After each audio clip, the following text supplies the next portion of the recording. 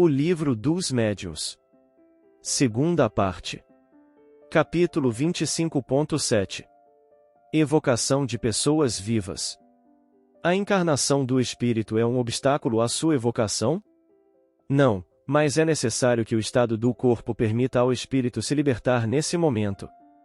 O espírito encarnado vem mais facilmente quando o mundo em que se encontra é mais adiantado, porque aí o corpo é menos material. Pode-se evocar o espírito de uma pessoa viva? Sim, porque pode-se evocar o espírito de uma pessoa encarnada. O espírito de um vivo pode também, nesses momentos de liberdade, se apresentar sem ser evocado. Isso depende da simpatia pelas pessoas às quais se comunica. Ver item no 116, a história do homem da tabaqueira. Em qual estado fica o corpo de uma pessoa cujo espírito é evocado? Ele dorme ou cochila, é aí que o espírito está livre. O corpo pode acordar enquanto o espírito está ausente? Não, o espírito é forçado a voltar para casa se, nesse momento, ele conversa com você, ele o deixa e frequentemente lhe diz o motivo. Como o espírito ausente do corpo é avisado da necessidade de sua presença? O espírito de um corpo vivo não fica jamais completamente separado, a qualquer distância que se transporte, ele se liga por um laço fluídico que serve para chamá-lo, quando isso for necessário. Esse laço só é rompido com a morte. Nota, e esse laço fluídico tem sido frequentemente percebido por médiuns videntes. É uma espécie de traço fosforescente que se perde no espaço e na direção do corpo. Certos espíritos disseram que por ele reconhecem os que ainda vivem. Que acontece se, durante o sono e em ausência do espírito, o corpo for atingido mortalmente? O espírito seria avisado e voltaria ao corpo antes que a morte fosse consumada. Assim não poderia acontecer que o corpo morresse na ausência do espírito, e que este, na sua volta, não pudesse mais retomá-lo. Não, seria contrário à lei que rege a união da alma e do corpo. Mas se o golpe fosse desferido subitamente de imprevisto, o espírito seria prevenido antes que o golpe fosse desferido. Nota, o espírito de um vivo interrogado sobre esse fato respondeu, se o corpo pudesse morrer na ausência do espírito, esse seria um meio muito cômodo de cometer suicídio hipócrita. O espírito de uma pessoa evocada durante o sono é livre de se comunicar como aquele de um morto? Não, a matéria influencia sempre mais ou menos. Nota, que uma pessoa nesse estado a quem se dirigiu essa pergunta respondeu, estou sempre encadeada a uma bola de ferro que arrasto atrás de mim. Nesse estado, o espírito pode ser impedido de vir, por se achar em outro lugar? Sim, pode acontecer que o espírito esteja em um lugar onde quer permanecer e então ele não vem à evocação, principalmente quando é feita por alguém que não lhe interessa. É absolutamente impossível evocar o espírito de uma pessoa acordada? Ainda que difícil, não é absolutamente impossível. Se a evocação a atinge, ela pode adormecer, mas o espírito não pode se comunicar, como espírito, senão nos momentos quando sua presença não é necessária à atividade inteligente do corpo. Nota, e a experiência prova que a evocação feita durante o estado de vigília pode provocar o sono ou, pelo menos, um estado vizinho do sono, mas esse efeito não pode ter lugar senão por uma vontade muito enérgica e se existe laços de simpatia entre as duas pessoas. De outro modo, a evocação não dá resultado. No caso mesmo em que a evocação poderia provocar o sono, se o momento é inoportuno, a pessoa, não querendo dormir, oporá resistência e, se ela sucumbe, seu espírito estará perturbado e dificilmente responderá. Daí se conclui que o momento mais favorável para a evocação de uma pessoa viva é aquele de seu sono natural, porque seu espírito, estando livre, pode ir em direção daquele que o chama, do mesmo modo pode ir a outro lugar. Quando a evocação é feita com o conhecimento da pessoa e que ela procura dormir para isso, pode ser que essa preocupação retarde o sono e perturbe o espírito. Por isso, o sono não forçado é ainda preferível. Uma pessoa viva evocada tem consciência disso ao despertar? Não, você mesmo é evocado mais do que pensa. Só seu espírito o sabe e pode algumas vezes lhe deixar uma vaga impressão como de um sonho. Quem pode nos evocar se somos seres obscuros? Em outras existências, pode ter sido pessoa conhecida nesse mundo ou em outros, seus parentes e amigos deste mundo ou de outros. Suponhamos que seu espírito tenha animado o corpo do pai de uma outra pessoa. Pois bem, quando essa pessoa evocar seu pai, é seu espírito que será evocado e que responderá. O espírito evocado de uma pessoa viva responde como espírito ou com as ideias do estado de vigília? Isso depende de sua elevação, julga as coisas com mais lucidez e menos preconceitos, absolutamente como os sonâmbulos, é um estado quase semelhante. Se o espírito de um sonâmbulo em estado de sono magnético fosse evocado, seria mais lúcido que aquele de outra pessoa? Ele responderia sem dúvida mais facilmente, porque está mais desligado, tudo depende do grau de independência do espírito e do corpo. O espírito de um sonâmbulo poderia responder a uma pessoa que o evocasse à distância ao mesmo tempo em que respondesse verbalmente a outra pessoa? A faculdade de se comunicar simultaneamente em dois pontos diferentes pertence apenas aos espíritos completamente desligados da matéria. Poderíamos modificar as ideias de uma pessoa no estado de vigília agindo sobre seu espírito durante o sono? Sim, algumas vezes o espírito não está ligado à matéria por laços assim tão íntimos, isso porque ele é mais acessível às impressões morais, e essas impressões podem influir sobre a maneira de ver no estado comum. Infelizmente, acontece que, ao acordar, a natureza corporal lhe faz esquecer as boas resoluções que tenha podido tomar. O espírito de uma pessoa viva é livre de dizer ou não o que quiser.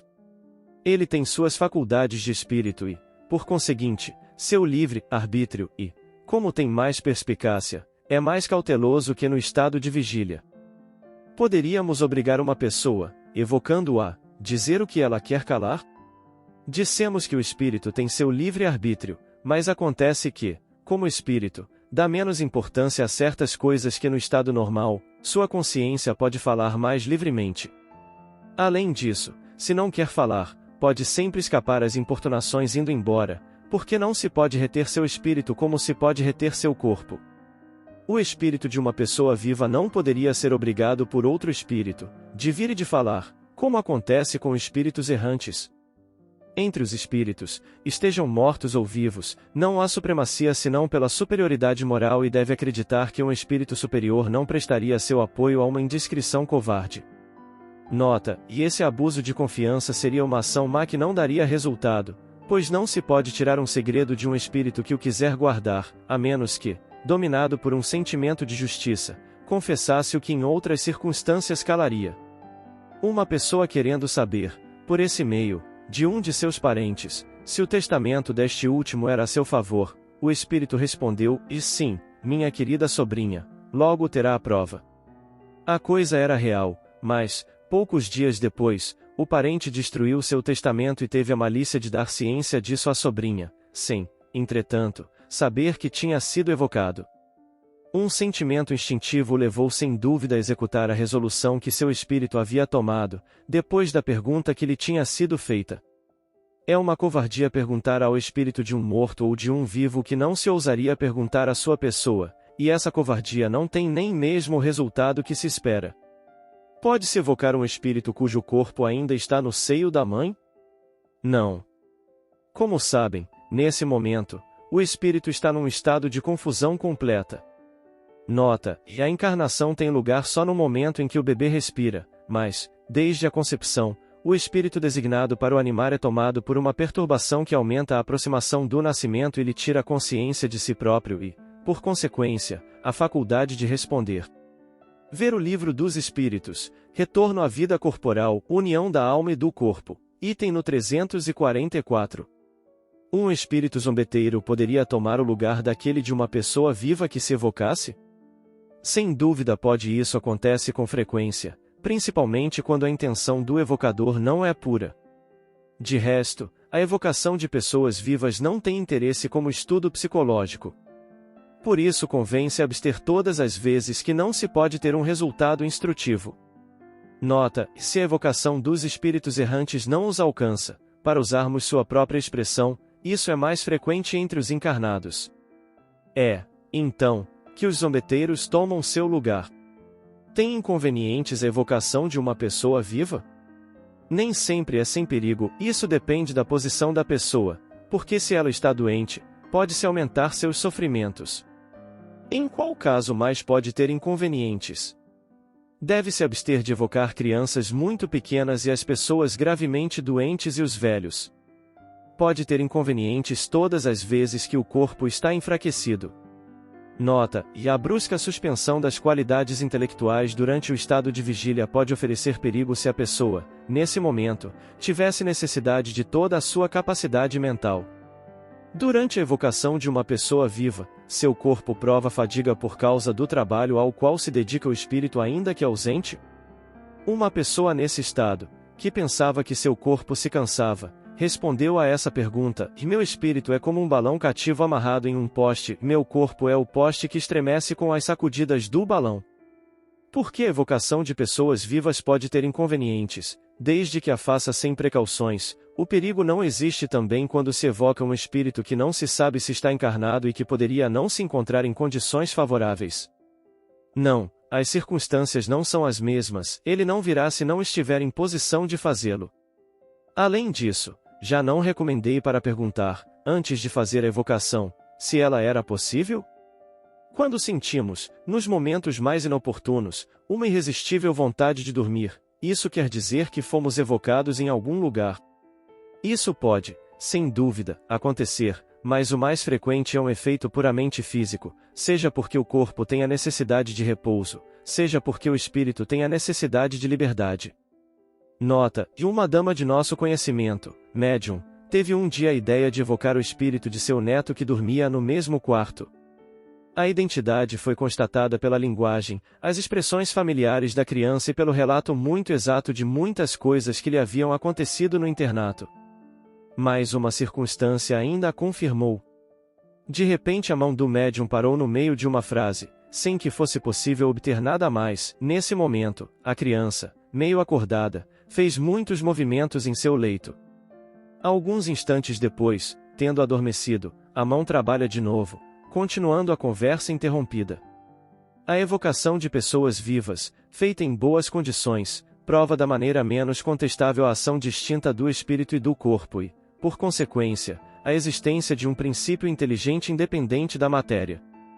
Ver Revista Espírita, de 1860, páginas 11 e 81, muitos exemplos notáveis de evocação de pessoas vivas.